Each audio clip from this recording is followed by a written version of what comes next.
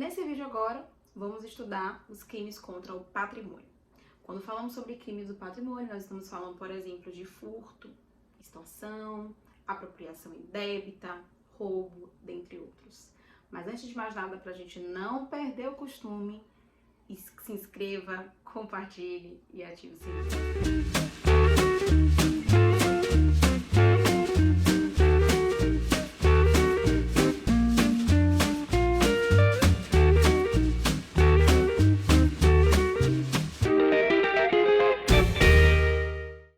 Em relação ao artigo 155, afirma-se o seguinte: subtrair para si ou para outro e coisa alheia móvel, pena reclusão de 1 a 4 anos e multa. No parágrafo 1º, temos o seguinte: a pena aumenta-se de 1/3 se o crime é praticado durante o repouso noturno. O parágrafo 2º, se o criminoso é primário e de pequeno valor a coisa furtada, o juiz pode substituir a pena de reclusão pela de detenção, diminuí-la de 1 a 2/3 ou aplicar somente a pena de multa. Em relação ao parágrafo 3º, equipara-se a coisa móvel à energia elétrica ou qualquer outra que tenha valor econômico. Em relação ao Código Penal de 1940, os tipos penais básicos do furto e do roubo não sofreram qualquer alteração, seja em suas redações típicas, seja nas sanções penais. Apenas houve a inserção ou alteração de poucas modalidades qualificadas, invariavelmente para ampliar o poder punitivo dos crimes de furto e de roubo.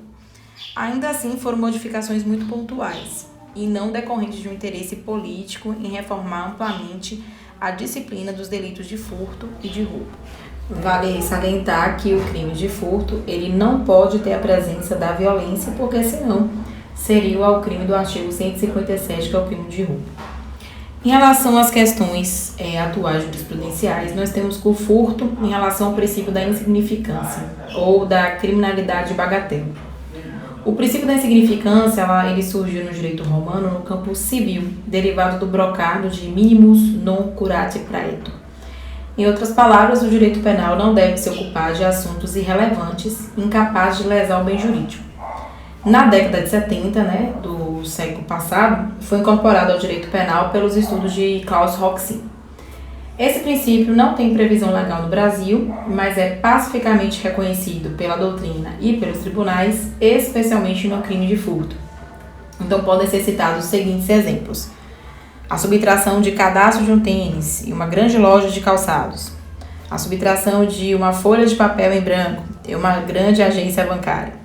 Funciona como causa de exclusão da tipicidade mediante uma interpretação restritiva do tipo penal. Seu reconhecimento depende dos requisitos de ordem objetiva e subjetiva. São requisitos objetivos a mínima ofensividade da conduta, a ausência de periculosidade social, o reduzido grau de reprovabilidade do comportamento e a inexpressividade da lesão jurídica.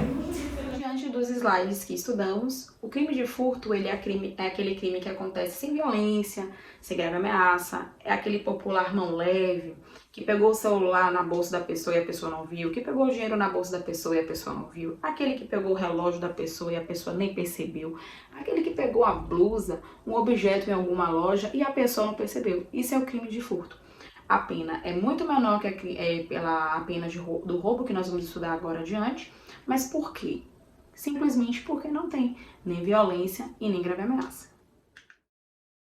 Em relação ao bem jurídico, a lei penal tutela a propriedade e a posse legítima, reforçando a proteção conferida pelo direito civil ao patrimônio das pessoas. Detenção isoladamente não é protegida pelo artigo 155 do Código Penal, pois não produz qualquer efeito jurídico, não se transmite em relação inter vivos e causa mortes e não integra o patrimônio das pessoas.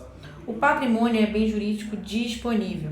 Então, destarte, consentimento do ofendido, revelado antes ou durante a subtração, torna o fato atípico, ainda que sua anuência seja ignorada pelo agente, pois não se pode furtar com a aquiescência do titular do bem. Depois da subtração, o consentimento é ineficaz, subsistindo intacto o delito. O ser humano não pode ser furtado, pois não é coisa. O crime será de sequestro, no Código Penal é o artigo 148, extorsão mediante sequestro, que está no artigo 159, ou subtração de incapazes, que está no artigo 249, conforme o caso. Então, é possível o furto de partes do corpo humano, tal como se dá na subtração de cabelos ou de dentes com o intuito de lucro. Então, observe-se, porém, que a subtração de órgãos vitais do corpo humano, o rim ou pulmão, configura lesão corporal de natureza grave, que é o artigo 129, parágrafo 1º, inciso 3. Ou gravíssima, que é o artigo 129, parágrafo 2º, inciso 3. Ou até mesmo homicídio, dependendo de como ficou a situação do ser humano. Dependendo também da finalidade almejada. Também é possível a subtração de objetos ou instrumentos ligados ao corpo da pessoa humana e que se destinam para a correção estética ou auxílio de suas atividades. A exemplo de olhos de vidro, perucas, dentaduras, próteses mecânicas, orelhas de borracha, etc. O sujeito ativo pode ser qualquer pessoa, porque é um crime comum, com exceção do proprietário da coisa móvel, pois ela há de ser alheia. Porém, na figura qualificada relativa ao abuso de confiança, a lei prevê um crime próprio ou especial, pois somente pode ser praticado pela pessoa em quem a vítima depositava uma espécie de confiança. O ladrão que furta ladrão, relativamente à coisa por este subtraída, comete crime de furto. O bem cada vez mais se distancia da vítima, tornando ainda mais improvável a sua recuperação. O sujeito passivo, porém, não será o primeiro larápio, e sim o proprietário ou possuidor da coisa, vítima do delito inicial. Por sua vez, o funcionário público que subtrai ou concorre para que seja subtraído bem público ou particular que se encontra sob a guarda ou custódia da administração pública, valendo-se da facilidade de seu cargo, que seu cargo lhe proporciona, ele estaria respondendo pelo peculato furto que se encontra no artigo 312, parágrafo 1º do Código Penal. Em relação ao sujeito passivo, a identificação do sujeito passivo no crime de furto vincula-se por coerência lógica à sua objetividade jurídica. Sustentamos que a lei penal tutela, no artigo 155 do Código Penal, a propriedade e a posse legítima. Consequentemente, apenas o proprietário e o possuidor legítimos da coisa móvel podem ser vítimas de furto, pois funcionam como titulares do bem jurídico atingido pela conduta criminosa. A gente pode dar o exemplo seguinte: um frentista de um posto de combustível, cujo uniforme utilizado diariamente é furtado. Ele não pode figurar como sujeito passivo do furto, uma vez que o crime não lhe prejudica. Quem será prejudicado é o empresário. Então, como sabido, quem desfruta da detenção de um bem o usa em nome alheio e não em nome próprio. Se o furto aconteceu em relação à quebra de confiança, por exemplo, uma funcionária dentro de uma casa que tinha confiança dos patrões, ou uma amiga dentro de uma casa que tinha confiança dos patrões, ou foi realizado em concurso de pessoas. Gente, nesse caso, nós estamos trabalhando o furto qualificado, que pode ter pena até de 8 anos. Segue para o slide. No parágrafo 4º, a pena é de reclusão de 2 a 8 anos e multa se o crime é cometido. Inciso 1. Com destruição ou rompimento de obstáculo à subtração da coisa. Inciso 2. Com abuso de confiança ou mediante fraude, escalada ou destreza. E o inciso 3, com emprego de chave falsa. O inciso 4, mediante concurso de 2 ou mais pessoas. No parágrafo 4º, A tem o seguinte: a pena de reclusão de 4 a 10 anos e multa, se houver emprego de explosivo ou de artefato análogo que cause perigo comum. Esse parágrafo 4º foi incluído pela Lei nº 13.654/2018, então é bem recente. No parágrafo 5º temos o seguinte: a pena é de reclusão de 3 a 8 anos, se a subtração for de veículo automotor que venha a ser transportado para outro estado ou para o exterior. Esse aqui foi incluído pela Lei nº 9.426/96. No parágrafo 6º temos o seguinte: a pena é de reclusão de 2 a 5 anos, se a subtração for de semovente domesticável de produção, ainda que abatido ou dividido em partes no local da subtração. Esse, como já falamos, foi incluído também por uma lei super recente, que é a Lei 13.330 de 2016. O parágrafo 7 foi trazido pela também a Lei 13.654 de 2018, que afirma o seguinte: a pena de reclusão de 4 a 10 anos e multa, Se a subtração for de substâncias explosivas ou de acessórios que conjunta ou isoladamente possibilitem sua fabricação, montagem ou emprego.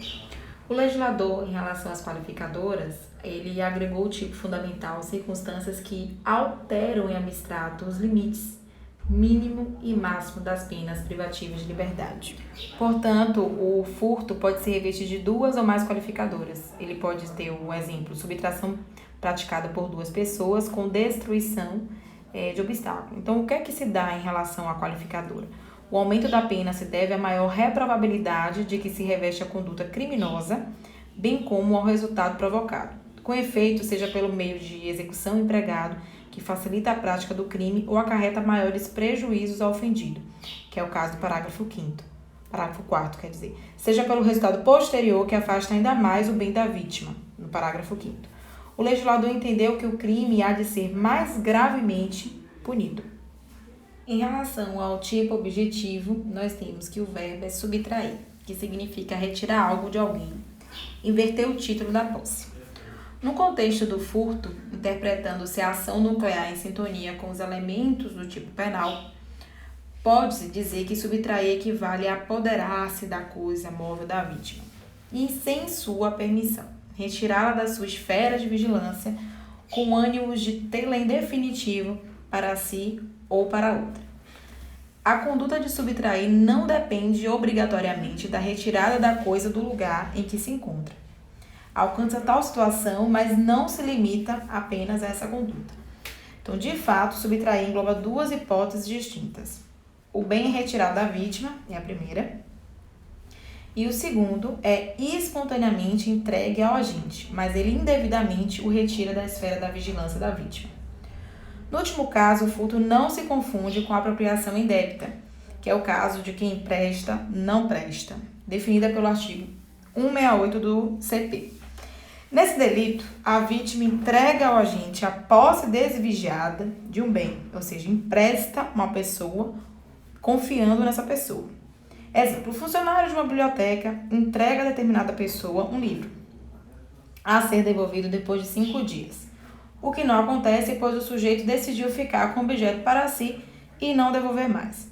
Ao passo que no furto, a posse ela é vigiada e a subtração reside exatamente na retirada do bem dessa esfera de vigilância. Exemplo, uma mulher entra no provador de uma loja com diversas roupas, mas fica com uma delas sob suas vestes e abandona o estabelecimento comercial sem pagar o preço correspondente às roupas. Não é imprescindível seja o furto perpetrado clandestinamente. Pode ser cometido abertamente, mesmo à vista do ofendido. Em outras palavras, é irrelevante se a vítima presencia ou não a subtração, mas o que a gente tem que ter na cabeça é que nesse caso do furto não pode ter violência. Em relação ao furto de uso, o artigo 155, caput do Código Penal, pelo elemento subjetivo específico, afirma o seguinte: furto para si ou para outro.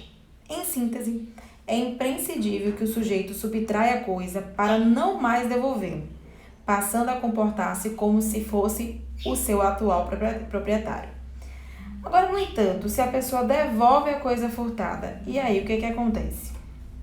Então, nesse caso, a gente tem que entender uma coisa. O furto de uso, ele caracteriza-se pela intenção que tem o agente de usar a coisa sem dela se apropriar. Isto é, sem o animus, rem, sibi, habend. A violação da posse se dá com essa utilização da coisa, que constitui o elemento subjetivo da ação. O elemento objetivo resulta da devolução da coisa, depois de usada. Ele pegou e devolveu. Ausente o fim de assenhoramento definitivo, ou seja, de se tornar dono da coisa, a apropriação no furto de uso resume-se em exercer sobre a coisa atos de apoderamento temporário. Então, fica nítido, portanto, que o furto de uso depende dos seguintes requisitos. Primeiro, subtração de coisa alheia móvel infungível. Segundo, intenção de utilizar momentaneamente a coisa subtraída. Terceiro, restituir a coisa depois do uso momentâneo imediatamente a seu possuidor originário. Então, o objeto material deve ser infungível. O que é que significa isso, só para frisar? Trata-se de coisa fungível, no caso do dinheiro. Então, infungível é aquela coisa que ele não vai se perder no tempo. Portanto, o furto de uso, ele é considerado atípico, porque ele não, quando a pessoa subtrai, ele não fica com a pessoa, com o objeto ad eterno, ele devolve. Então, a pessoa pode ter ficado bem frustrada pelo acontecimento, no entanto, em relação a crime de furto, existe a atipicidade. Ah, mas poderá reaver o dano provocado na esfera civil? Sim, em relação à composição civil ou ao dano moral. Em relação à ação penal, ela é pública e incondicionada, mas temos alguns requisitos. A pena mínima combinada ao furto simples é de 1 ano de reclusão. Cuida-se, portanto, de crime compatível com a suspensão incondicional do processo, desde que presentes os demais requisitos exigidos pelo artigo 89 da Lei 9.099 de 95. Então, o benefício processual, contudo, não pode ser aplicado ao furto agravado pelo repouso noturno, que é o furto que se encontra no Código Penal, artigo 155, parágrafo 1º, pois a causa de aumento da pena veda a incidência do instituto da suspensão condicional do processo. E também não pode ser aplicado, vale salientar, aos furtos qualificados, do 155, parágrafo 4º e seguintes, no qual a pena mínima é de 2 anos ou 3 anos, conforme o caso. Ao contrário do furto, o roubo ele é realizado mediante grave ameaça e violência. Então, ele é muito mais grave. Então, vamos analisar todos esses dados em relação aos slides. O artigo 157 afirma o seguinte: subtrair coisa móvel alheia para si ou para outra, mediante grave ameaça ou violência à pessoa, ou depois de havê-la por qualquer meio reduzido à impossibilidade de resistência. Em relação ao preceito secundário, temos o seguinte: a pena de reclusão de 4 a 10 anos e multa. No parágrafo 1º, na mesma pena incorre quem, logo após de subtrair da coisa, emprega violência contra a pessoa ou grave ameaça, a fim de assegurar a impunidade do crime ou a detenção da coisa para si ou para terceiro. Em relação ao parágrafo 2º, a pena aumenta-se de 1/3 até metade. Inciso 1. Se a violência ou ameaça é exercida com emprego de arma. Inciso 2. Se há o concurso de 2 ou mais pessoas. Inciso 3. Se a vítima está em serviço de transporte de valores e o agente conhece tal circunstância. Inciso 4. Se a subtração for de veículo automotor que venha a ser transportado para outro estado ou para o exterior. Inciso 5. Se o agente mantém a vítima em seu poder, restringindo sua liberdade. Parágrafo 3º. Se da violência resulta lesão corporal de natureza grave, a pena é de reclusão de 7 a 15 anos, além da multa. E se resulta morte, a reclusão é de 20 a 30 anos, sem prejuízo da multa. O roubo é classificado doutrinariamente como um crime complexo, por resulta da fusão de 2 outros delitos.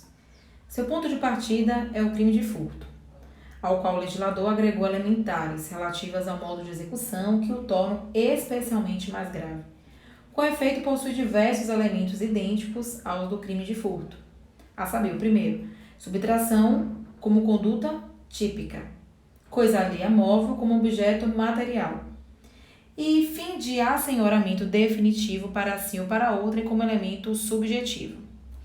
Em verdade, o roubo é a soma dos crimes de furto e de lesão corporal leve, que é o artigo 155, mais o artigo 129 caput, quando praticado com violência à pessoa, própria ou imprópria, como veremos adiante. O furto e juntamente com o crime também de ameaça, que é o artigo 155, mais o artigo 147, se cometido com emprego da grave ameaça. O roubo, como corolário de uma classificação como um crime complexo, é também definido como um crime pluriofensivo. Afronta 2 bens jurídicos igualmente tutelados pela lei penal, que podem ser o patrimônio e a integridade física, se praticado com violência à pessoa, ou então o patrimônio e a liberdade individual quando cometido mediante grave ameaça. Há uma junção de crimes contra o patrimônio, furto, e contra a pessoa, lesão corporal ou ameaça. Mas o roubo foi acertadamente inserido no título 2 da parte especial do Código Penal, que é em relação aos crimes contra o patrimônio, uma vez que o resultado almejado pelo agente é a subtração patrimonial. Em relação ao roubo e o princípio da insignificância ou da criminalidade bagatela, ele é incompatível com o crime previsto no artigo 157 do Código Penal. O roubo é um crime complexo e pluriofensivo. Não se esgota no ataque ao patrimônio da vítima, vai além, atingindo também sua integridade física ou sua liberdade individual. Logo, a jurisprudência do STF entende que é inviável reconhecer a aplicação do princípio da insignificância nesse tipo de crime. O sujeito ativo pode ser qualquer pessoa, trata-se de um crime comum, salvo o proprietário do bem, pois a lei penal fala em coisa alheia. O sujeito passivo, o proprietário ou possuidor da coisa móvel, bem como qualquer outra pessoa que seja atingida pela violência ou grave ameaça. Exemplo: Tony agride Daniel, que é um office boy de uma empresa, dele subtraindo os valores que estavam em sua pasta, que seriam utilizados para o pagamento de funcionários da sua empregadora. O crime tem duas vítimas: a empresa, relativamente ao patrimônio, e Daniel, no tocante à sua integridade física. Então, é possível, portanto, a existência de duas ou mais vítimas de um único crime de roubo, pelo fato de se tratar de crime complexo. Então, em alguns casos, a titularidade dos bens jurídicos agredidos pela conduta criminosa reúne-se em uma só pessoa. Exemplo: Pedrina aponta uma arma de fogo para Thalita e subtrai seu relógio. Em outras hipóteses, porém, existirão duas ou mais vítimas, uma vítima patrimonial e pode acontecer de ter uma vítima que fique com a violência ou grave ameaça. Em síntese, se a violência à pessoa ou grave ameaça for direta ou imediata, haverá uma única vítima do crime de roubo. Se, todavia, tais meios de execução forem indiretos ou imediatos, o roubo será definido como crime de dupla subjetividade, ou seja, terão duas vítimas. Em relação ao núcleo do tipo ou tipo objetivo, o núcleo do tipo, o verbo do tipo é subtrair, que equivale a retirar algo de alguém, invertendo o título da posse, do bem. No âmbito do roubo, interpretando-se a ação nuclear em sintonia com os demais elementos do tipo penal, podemos afirmar que subtrair significa apoderar-se da coisa móvel da vítima, para, sem sua permissão, tirá-la da sua esfera de vigilância, com o ânimo de tê-la, em definitivo, para si ou para outra. Quanto ao núcleo, portanto, os crimes de furto e de roubo são idênticos, motivo pelo qual, para evitarmos repetições cansativas e desnecessárias, remetemos a vocês, meus caros alunos, ao artigo 155 do Código Penal, relativamente às consequências da utilização que nosso querido legislador utilizou quando o verbo subtrair. No roubo, ao contrário do furto, a subtração se reveste de maior gravidade. O delito foi mais severamente apenado em decorrência dos seus meios de execução, capazes de facilitar a prática do crime, sem prejuízo de causar maiores danos à vítima e à coletividade. Tais meios de execução consistem nos termos do artigo 157, caput do Código Penal, em, primeiramente, a grave ameaça, violência à pessoa e qualquer meio que reduza a vítima à impossibilidade de resistência. Em relação à grave ameaça, temos que a grave ameaça é também chamada de violência moral ou de vício compulsiva. Consiste na promessa de mal grave, iminente e verossímil, isto é, passível de realização. Pode-se exteriorizar por palavras, gestos, símbolos, utilização de objetos em geral ou qualquer outro meio idôneo a revelar a intenção do agente de subjugar a vítima. Seu potencial intimidatório deve ser aferido no caso concreto, baseado nas circunstâncias ligadas à prática do crime, tais como o sexo e as condições físicas do agente e da vítima, o local e o horário do delito, dentre outras. Em relação à violência, a violência é também denominada violência própria, violência física, vis corporalis ou vis absoluta. Consiste no emprego de força física sobre a vítima, mediante lesão corporal ou vias de fato, para paralisar ou dificultar seus movimentos, impedindo sua defesa.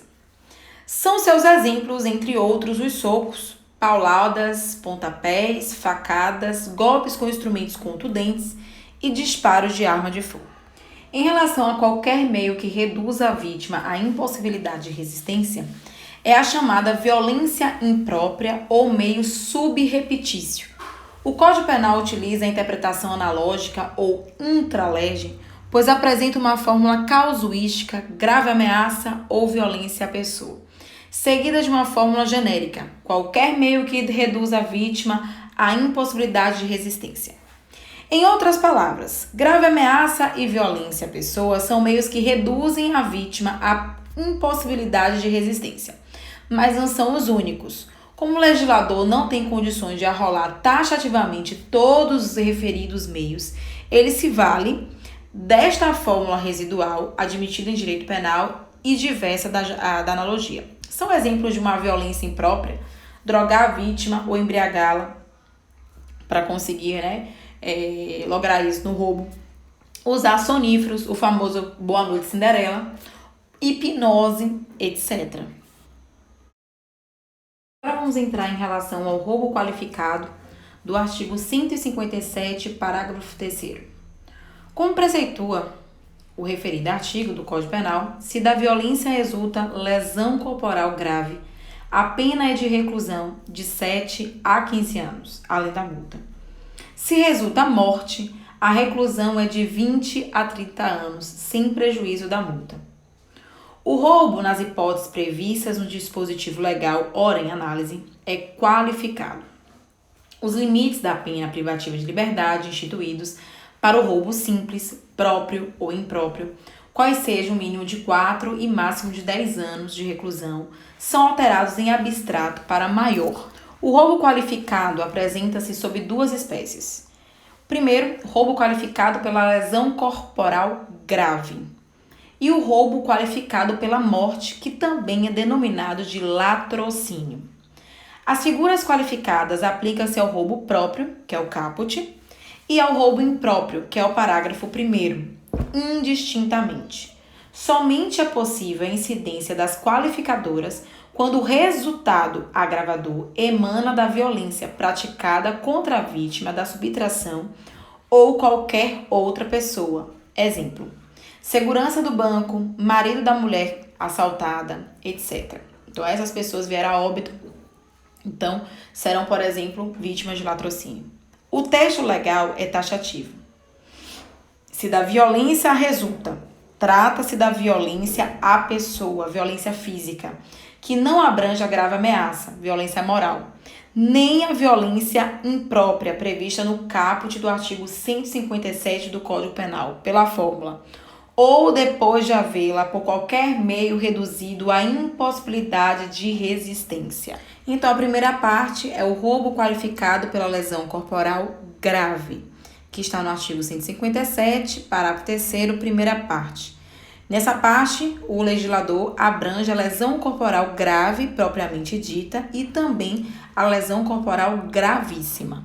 Portanto, não podemos esquecer que o roubo qualificado pela lesão corporal grave não é latrocínio, atributo reservado somente ao roubo seguido de morte, que está no Código Penal, artigo 153, parágrafo 3º, parte final do parágrafo 3º.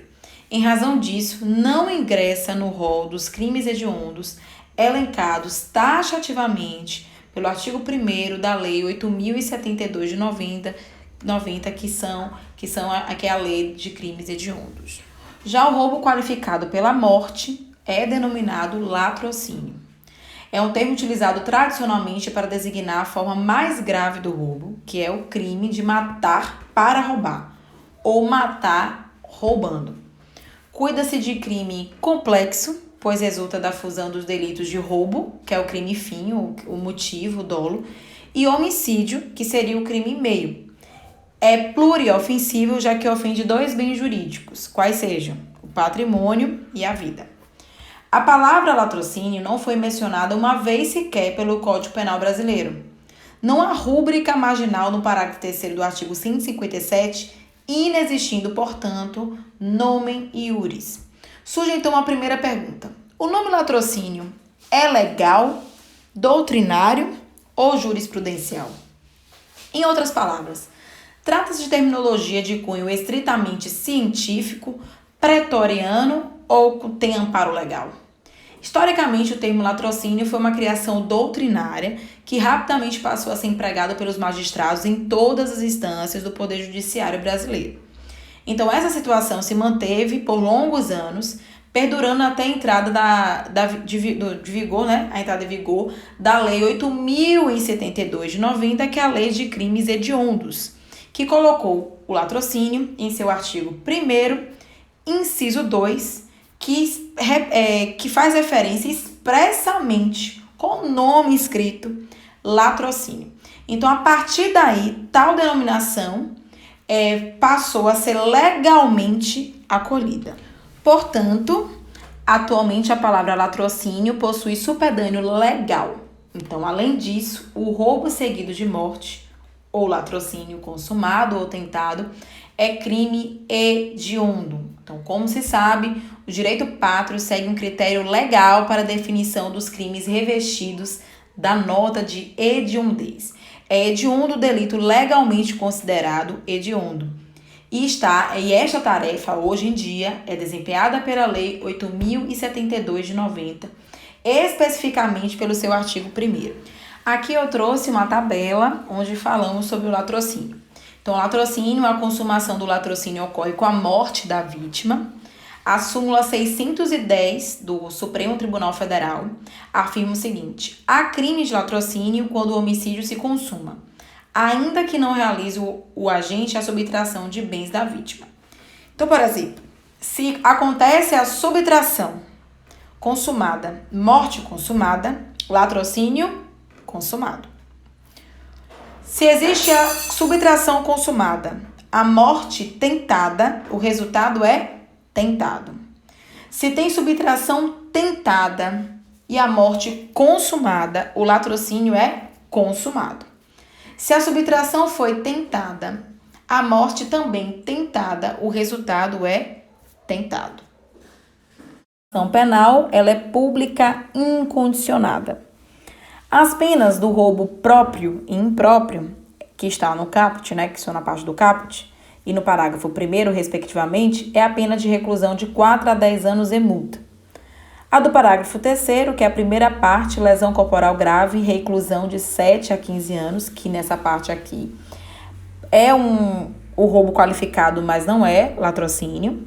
E a segunda parte do parágrafo 3º, latrocínio, que é a parte da morte, é reclusão de 20 a 30 anos, sem prejuízo da multa. E vale relembrar que essa parte, né, em relação ao latrocínio, o latrocínio faz parte do rol dos crimes hediondos da Lei 8.072 de 90. Como o vídeo ficou muito grande, eu resolvi dividir os crimes contra o patrimônio em outro bloco que iniciaremos o crime de extorsão. Até mais e até o próximo vídeo.